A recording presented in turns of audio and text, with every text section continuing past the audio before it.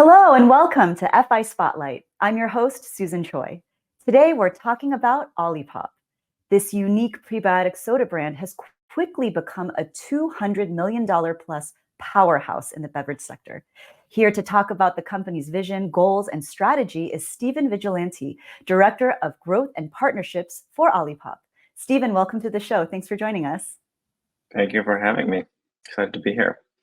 Yeah, it's a pleasure. So, Stephen, obviously, we've been seeing Olipop experiencing some great success, but we do also see the traditional, soda brands are still dominating that, sector. For example, Coke, 46% market share. So, what is, Olipop's overall goal? Are you guys looking to take over the soda space entirely? Who's your target consumer?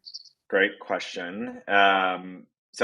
We launched the brand as a sparkling tonic in the natural food space 5 years ago, and we were not sure if we were going to be really appealing to traditional soda drinkers, if you will, or we'd kind of be more in that, health and wellness lane. And we've learned a lot over the last 5 years, and it's becoming more and more apparent by the day that we are really competing with the traditional soda players in the category. And we have some data from a handful of major national retailers that's showing that a significant number of our consumers are actually new to this set, and were call it legacy soda consumers historically.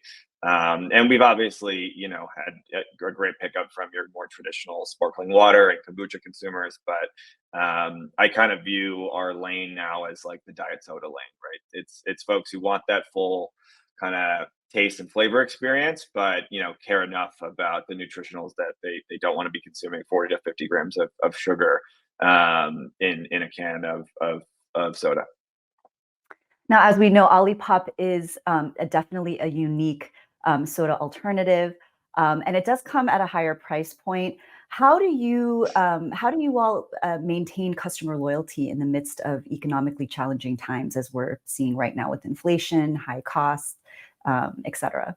We actually have a repeat purchase rate in retail that's about 2.5 times the industry standard for beverage, and it's just something I've noticed over the last 5 years, how many people I've met in my life who tell me that they tell everyone about the product. And I really think it's a combination of an incredible tasting product that really does taste like what it says on the can. We have real kind of science behind our ingredients that we're using, and we've done 2 in vitro studies on the product to kind of prove efficacy around gut health and 𝗏𝗏𝗏𝗏𝗏𝗏𝗏𝗏𝗏𝗏𝗏, which is the growth of kind of the right bacteria that you want in your gut, which we're really excited about.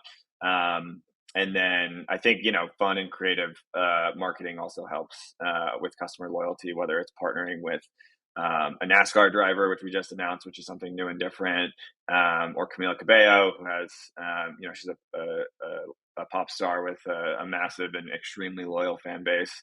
But the product, I think, over and above everything else, is kind of the number one reason we've been able to grow like we've had. We've a ton of word of mouth built into this brand and this product, and people just almost everybody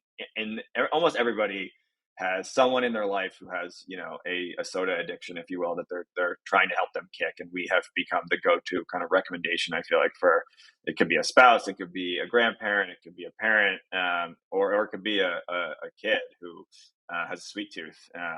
And I think that's been a big driver of our success and our kind of above average customer loyalty. From what I've seen, in the CPG space, there's just been a flood of new products, and especially in the beverage sector, a ton of new functional beverages. How does Olipop manage to stay on top of the competition? Some of it just comes down to flavor. And I think what's interesting about Olipop is that we now have almost the entire suite of kind of traditional soda flavors. And we kind of have, this mantra internally that we have something for everyone.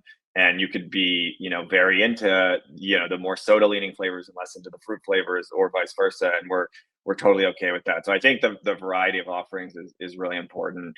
And then, to be honest, on the marketing side, we have a pretty strong internal philosophy to zig when everyone is zagging and trying to, stay ahead, whether it's on social platforms. We were on TikTok in 2021, which was very early in retrospect, as a lot of brands never really jumped on there until 2022, and then had to learn a whole new platform. And we've also kind of made some interesting moves in the music space and in the sports space. We signed our first big sports partnership last year with the women's soccer team in Kansas City, which has been very fruitful for us. And we're leaning much harder into the sports space this year as well. We'll be leaning into the country music space this summer, which is a new endeavor for us, which we're really excited about. And I feel very privileged that we're at the size and scale now where we can do those partnerships, and they do make sense. I don't think they make sense when you're kind of a subscale brand just selling at Whole Foods and Sprouts. And I think we've kind of like really reinvented the marketing and who we're talking to and how we're communicating to those consumers really every year as the business has continued to scale and entered new channels of trade. Because every time you launch into a new retailer, now we're launching into the convenience store channel, it's a very different communication strategy than your kind of Whole Foods consumer, if you will. So I could talk about this at much more length, but I'll leave it there for now. Definitely a lot of good insights to chew on. Thanks, Stephen. And, mentioning partnerships and social media, that's definitely segueing into, my next question. I know our audience wants to hear about your take about your social media approach. That's one of Olipop's many strengths, strong social media presence. You yourself handle Olipop's TikTok. Tell us, what's your approach to social media strategy in terms of marketing and business development? As I look at the brand landscape, I think brands are overly emphasized on kind of jamming product attributes down the throats of customers and followers on social, and are not focused enough on like fun and education, and especially on TikTok, where oftentimes about a quarter to a third of the views at the beginning when a video is launched are served to followers, and then kind of 2/3 to 75% are served to new followers who they think might like the video. And so as a brand, you have to assume that the video has to be, is going to be viewed by people who do not know who the brand is and have never seen it before. And if it's not educational or entertaining, you'll probably lose those folks. And so we try really hard to be fun, have a personality that's like really more like following a friend than following a brand. And we try to like mix it up in the comment section a lot with funny comments. We do kind of fun giveaways.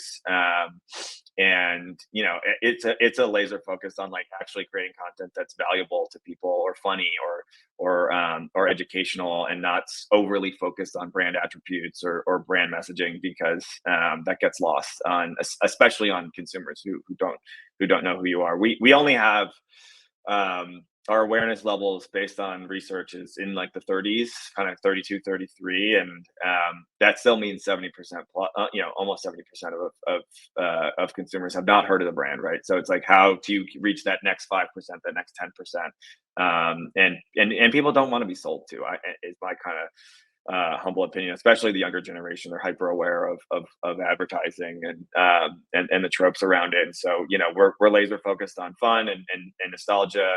And when it comes to influencer marketing, we're much more focused on kind of your traditional product placement influencer kind of campaigns, as opposed to your, more like direct selling approaches that are very transactional. And I'm a big believer in product placement and kind of just showing up in the right place at the right time on the right creators' feeds to really resonate with their audience. Authenticity, transparency, targeted product placement, it all makes a lot of sense. Stephen Vigilante, Director of Growth and Partnerships for Olipop. Stephen, thanks again for joining us. Of course. Thank you for having me. And as always, you can check out all the great content that we've done by clicking on this playlist. Till next time, I'm Susan Choi. Take care.